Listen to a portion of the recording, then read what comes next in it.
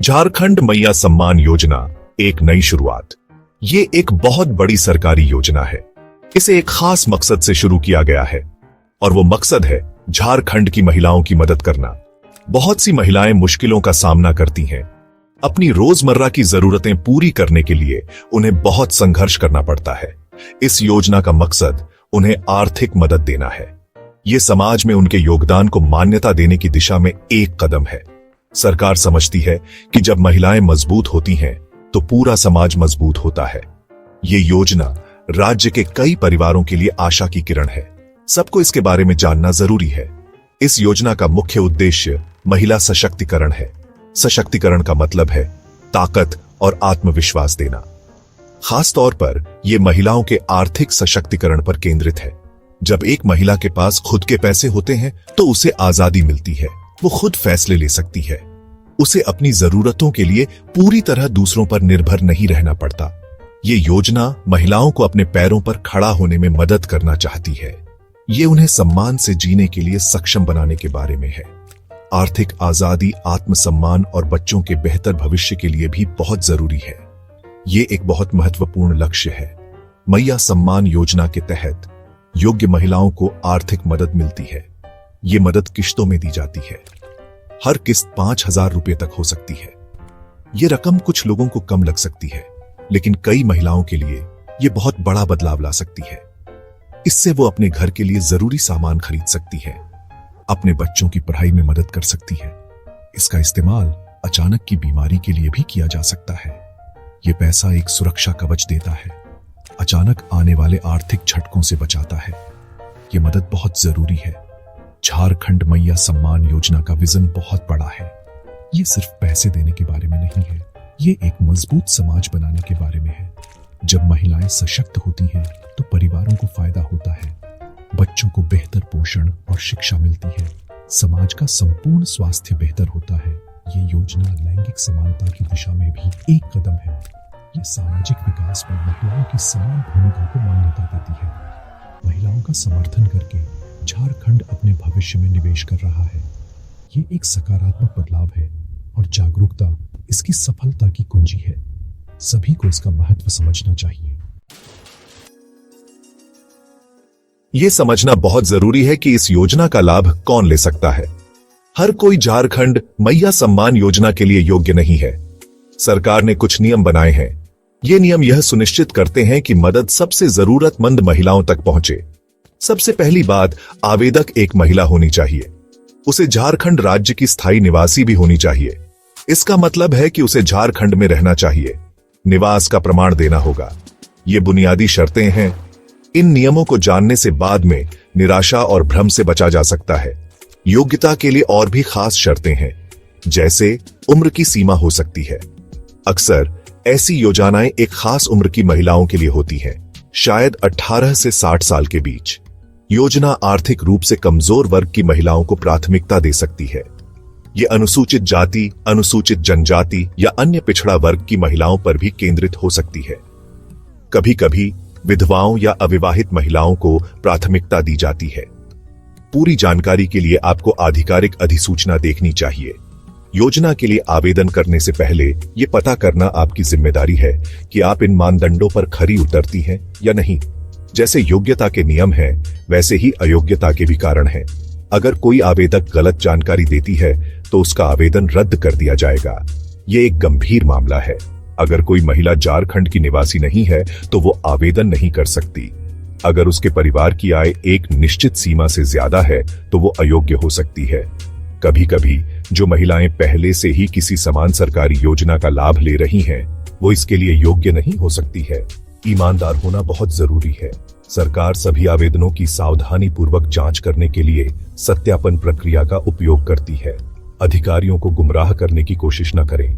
किसी भी सरकारी योजना के लिए आवेदन करते समय ईमानदारी सबसे अच्छी नीति है।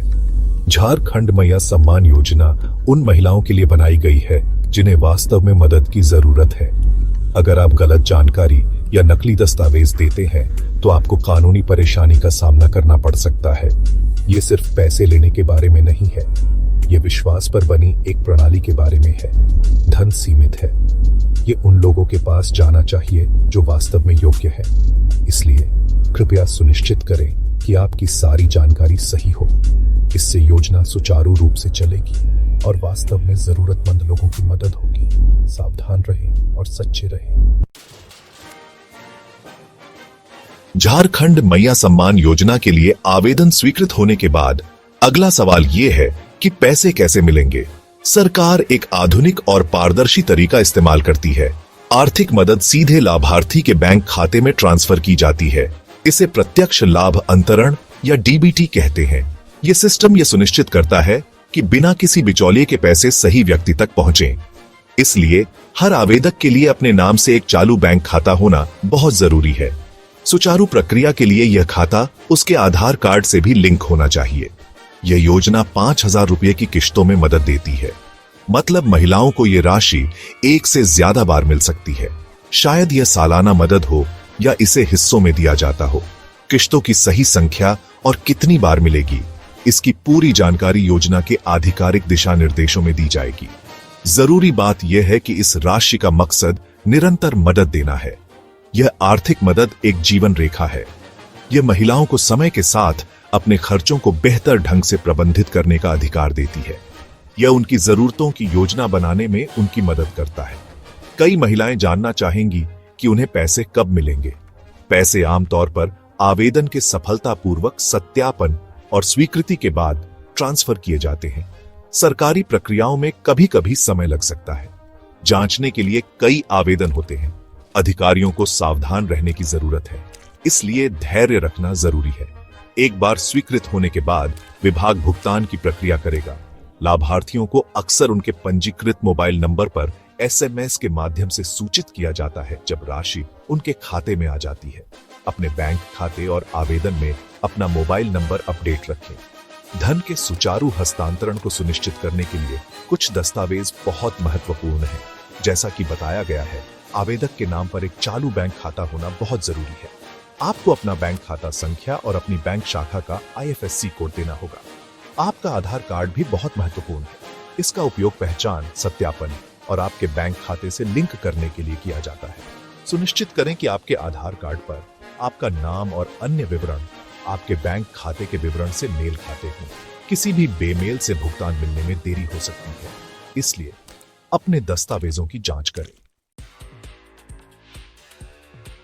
झारखंड मैया सम्मान योजना के लिए आवेदन करने के बाद आप अपने आवेदन या भुगतान की स्थिति जानना चाहेंगी।